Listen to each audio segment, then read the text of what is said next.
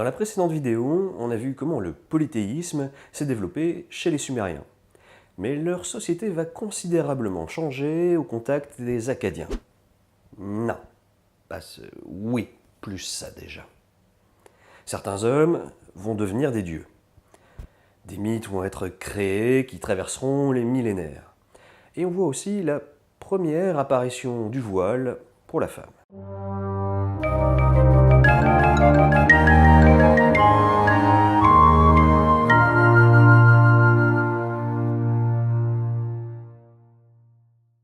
Au cours du 4e millénaire avant notre ère, les Sumériens s'installent dans la basse Mésopotamie.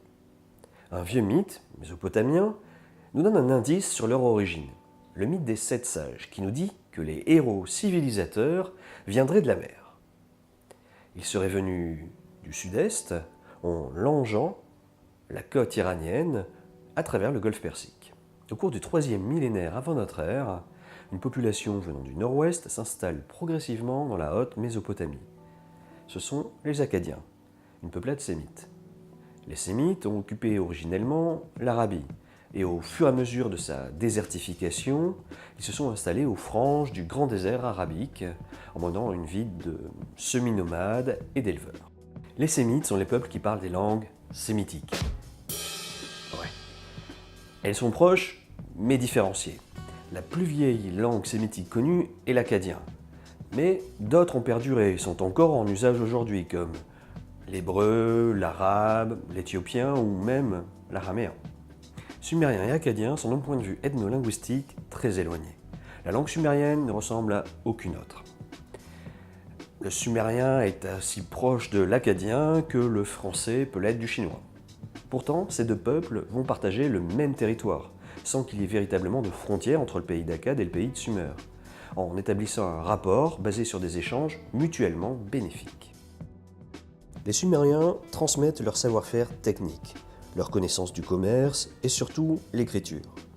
Les Akkadiens vont adopter la théologie sumérienne tout en l'adaptant à leur culture et propager l'usage de leur langue qui va s'enrichir de nombreux termes sumériens et va finir par remplacer le sumérien presque totalement vers la fin du 3e millénaire avant notre ère. L'akkadien deviendra la langue internationale. En moins 2350, Sargon, le fils bâtard d'une prêtresse d'Ishtar, parvenu au rang illustre de grand échanson. Alors, grand échanson, c'est celui qui verse la boisson aux dieux, c'est pas un animateur de karaoké. Donc il renverse le roi de Kish et prend sa place sur le trône. Ensuite, il fonde une armée de métiers dont il va se servir pour conquérir toute la Mésopotamie et fonder par là même le premier empire de l'histoire de l'humanité. La République sera bientôt réorganisée et deviendra la première puissance galactique impériale. Certains textes, postérieurs à son règne et contemporains de l'écriture de la Bible, nous racontent que sa mère l'enfanta en secret. Elle le déposa dans une corbeille en roseau qu'elle lança sur le fleuve, où il fut trouvé et accueilli par une famille d'adoption. Si cette histoire vous rappelle quelque chose, c'est normal. On trouve la même histoire dans la Bible pour les origines de Moïse. Sargon fonda sa capitale, Akkad, sur l'Euphrate. Ville qui n'a d'ailleurs toujours pas été retrouvée. Certains pensent qu'il pourrait s'agir de Bagdad, mais les fouilles archéologiques ne le prouvent pas.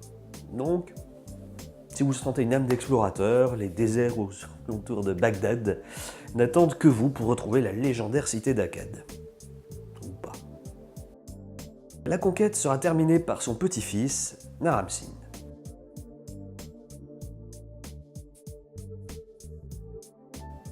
Ce dernier, une fois devenu roi, ira jusqu'à se faire déifier. Tranquille. On l'appelle Dieu d'Akkad, on fait les serments en son nom, mais cette prétention ne protégera pas son empire, qui à la fin de son règne s'effondrera suite aux invasions des Goutis venus de l'Est. Certaines cités prennent alors leur indépendance, dont Lagash avec à sa tête Gudea, qui n'est pas un roi, mais seulement un intendant. Le véritable roi à Lagash, c'est un dieu, Ningirsu. Ainsi, Gudea ne fait que transmettre les volontés du dieu. C'est une autre façon, et bien plus subtile que celle de Naram-Sin, de diriger avec une autorité divine. Vers moins 2100 avant notre ère, on assiste à un renouveau sumérien. La troisième dynastie Dur prend le pouvoir et le roi Urnammu tente de rétablir un pouvoir centralisé. Il étend son contrôle sur la basse Mésopotamie et se fait appeler roi de Sumer et d'Akkad. Sous son règne apparaît le premier code de justice, qui traduit une moralisation des divinités. Les grands dieux sont justes et favorisent les hommes pieux et droits, tandis qu'ils envoient des malheurs aux hommes impies et mauvais. Sous son règne, on voit apparaître une œuvre littéraire que l'on appelle la malédiction d'Akkad, qui raconte que le roi Naram-Sin a perdu la faveur des dieux. De colère, il pille le temple d'Enlil, le souverain des dieux. En représailles, ce dernier envoie les Goutis, ce peuple de barbares des montagnes, pour ravager et piller le royaume. Ce que nous apprend ce récit, c'est la nécessité de trouver des explications dans le surnaturel à des tragédies qui frappent le monde matériel. On a un récit très semblable dans la Bible, dans le livre des rois, où il est écrit que le royaume d'Israël est conquis par les Assyriens à cause de son impiété. Et plus tard, c'est au tour du royaume de Juda de tomber face aux Babyloniens, cette fois-ci à cause de l'impiété de son roi.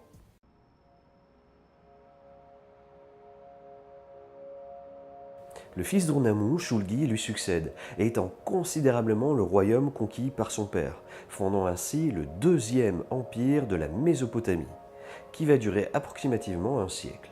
Il institue la divinité du roi. Des hymnes sont composés pour le glorifier, des temples lui sont consacrés au même titre que pour les autres dieux, et ses successeurs vont suivre son exemple.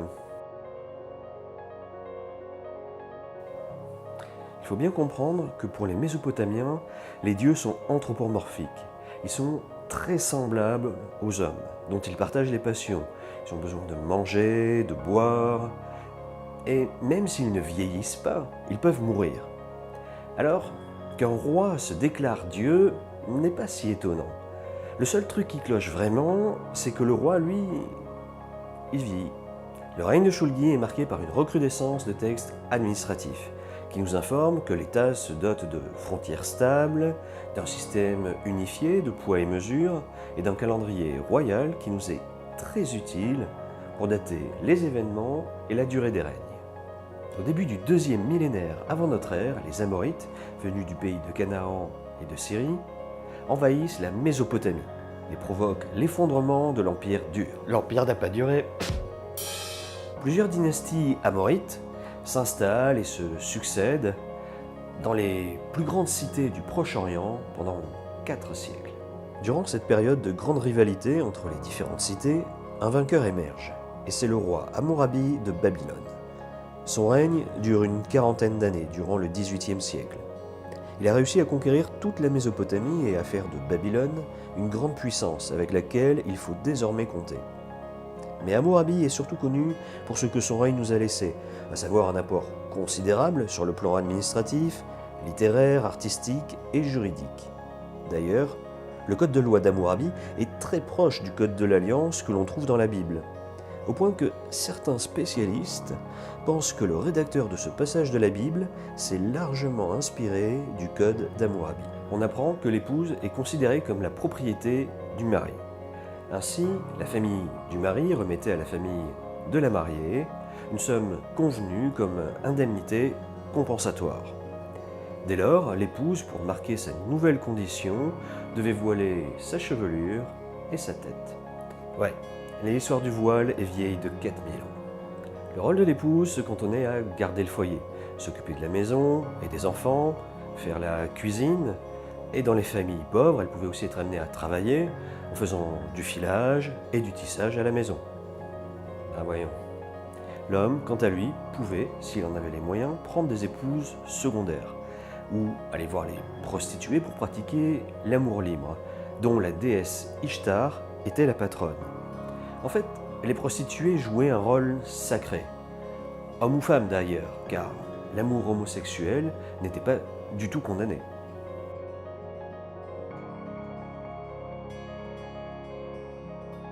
Babylone, devenue la plus grande cité de la région, son dieu protecteur, Marduk, fils d'Ea, suscite une dévotion accrue. Si bien qu'à la fin du 2e millénaire, le clergé va lui reconnaître le statut de dieu suprême et de successeur d'Enlil à la tête des dieux. Cela apparaît clairement dans l'épopée de la création, l'Enuma Elish, où Marduk a mérité de devenir le roi des dieux à leur demande unanime. Il faut dire qu'il les a sauvés de la destruction lorsque la déesse primitive Tiamat s'est retournée contre eux et a décidé de tous les anéantir. Alors forcément,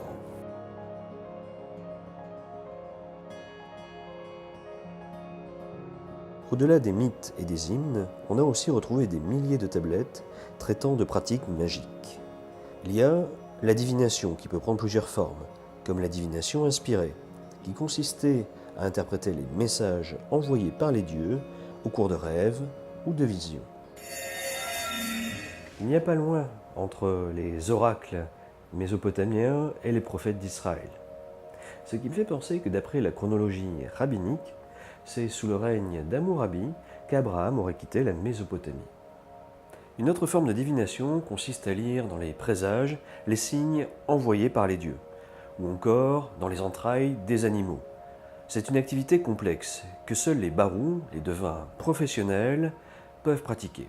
Par ailleurs, les coups du sort et les maladies trouvaient leur explication dans le monde surnaturel.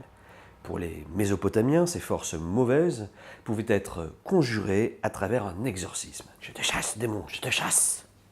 Ce qui consistait en un ensemble de pratiques et d'incantations visant à chasser le mal.